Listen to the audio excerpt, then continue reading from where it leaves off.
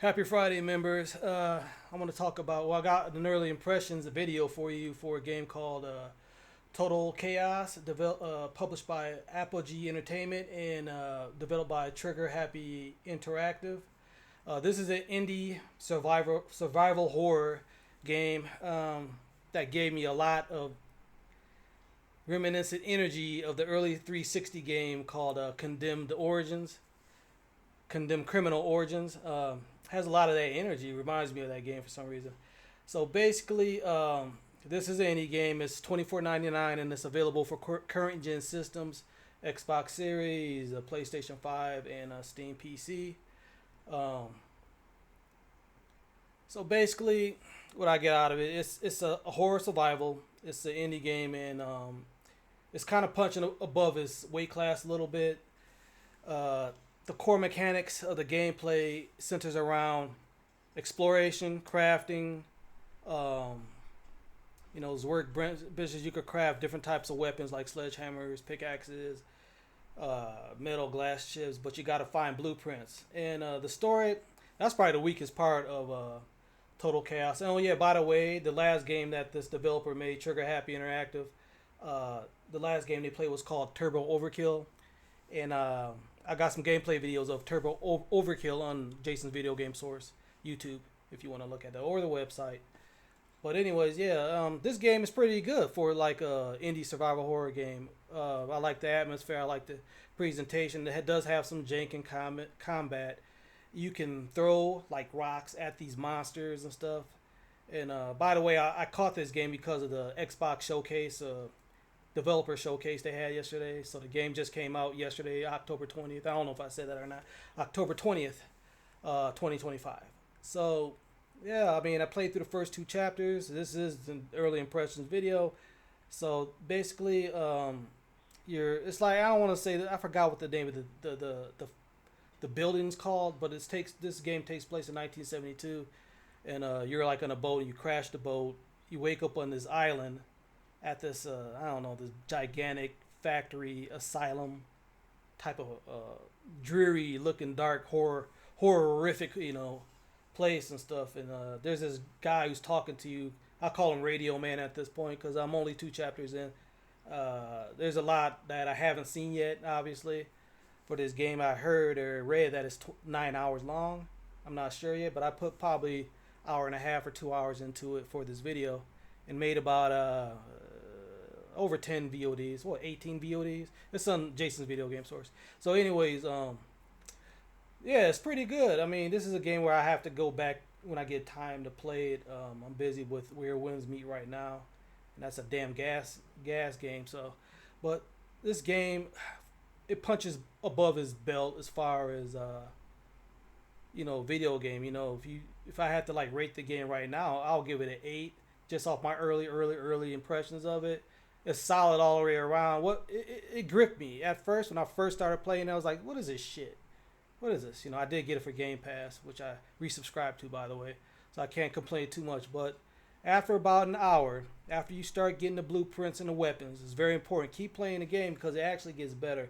You start getting tidbits in the story. You start getting tidbits through audio logs while you're there, and the combat gets better once you start stun locking the monsters. A different type of creatures. They're nightmarish feel. They look like the shit off the crazy shit off Bloodborne, basically. Something like insect mantis looking things and stuff. So I like the design. I like the presentation. A little janky with the combat. You could dash. You can set enemies on fire. You can set the monsters on fire and stuff. Exploration. Oh yeah. The survival mechanics deal with actual survival mechanics. Like you can get hungry. You can bleed out. So what you got to do, you got to like use bandages. You got to eat. So there is like a survival mechanic element to all of this actually, when I think about it. So the game is pretty good. It's pretty damn good, and I do want to beat it. I do want to get back to beat this game. I think there's 9 chapters total.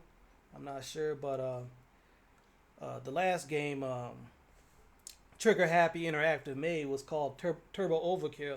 And I made 88,000 gameplay videos, so it's hard for me to remember everything. But I'm pretty sure that's like it was like a cyberpunk, colorful cyberpunk, where you're like shooting a bunch of cyber samurais and running around super fast, like the old first person shooters of lore. But this game is totally different.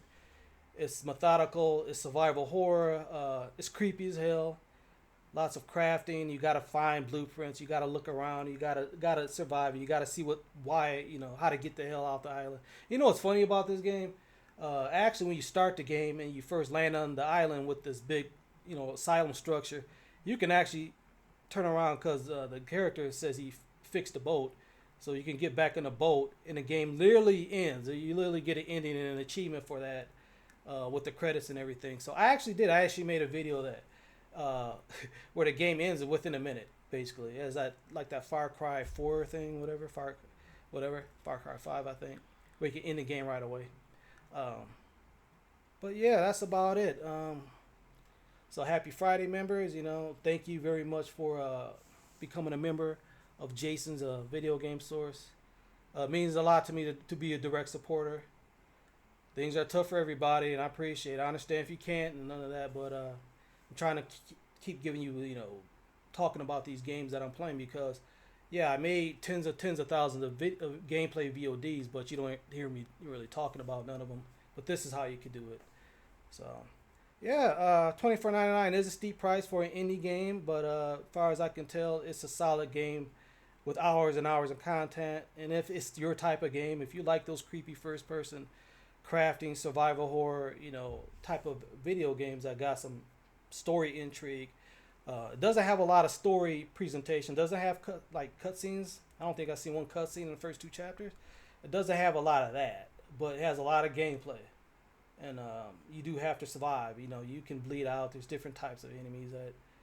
Oh yeah, and there's also sequences. The part I don't think I like that much, where the sequences where you got to open up gates and run from early on at least. You couldn't fight. So you get past this early sequence, the first chapter, you get past that. Puzzles. You get past the first chapter, you're pretty much home free as far as really liking the game. At least in my opinion. So yeah, you gotta open up these shutters and gates and find keys to, run around a maze, avoiding the monster. That's early on. You get past that, the game gets a lot better. Just giving you a heads up. What else is there?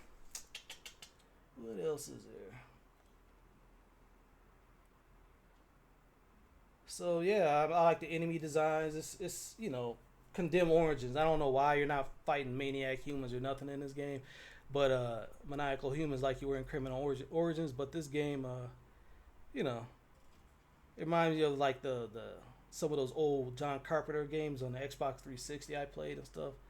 But this is pretty polished. It doesn't run the best and stuff, but it's polished for what it is. For how it looks and the engine and everything. There's not a lot of music, but the sound design is pretty good. There's a radio recorder. It kind of reminds me of the typewriter from Resident Evil.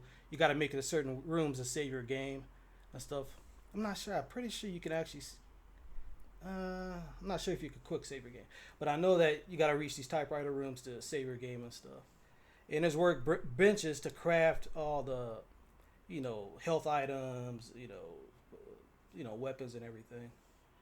So, yeah, we'll see. Hopefully I could get and actually finish this game and make over 100 VODs for it, hopefully. Alright, members, that's it. Happy Friday. If I don't see you by next week is Thanksgiving. Today is the 21st, I believe. So, have a happy Thanksgiving, Americans, and later. And thank you again for supporting Jason's Video Game Source. Let this play out. You've been watching gameplay of being inside, so there's actually sequences where you're outside quite a bit too, so.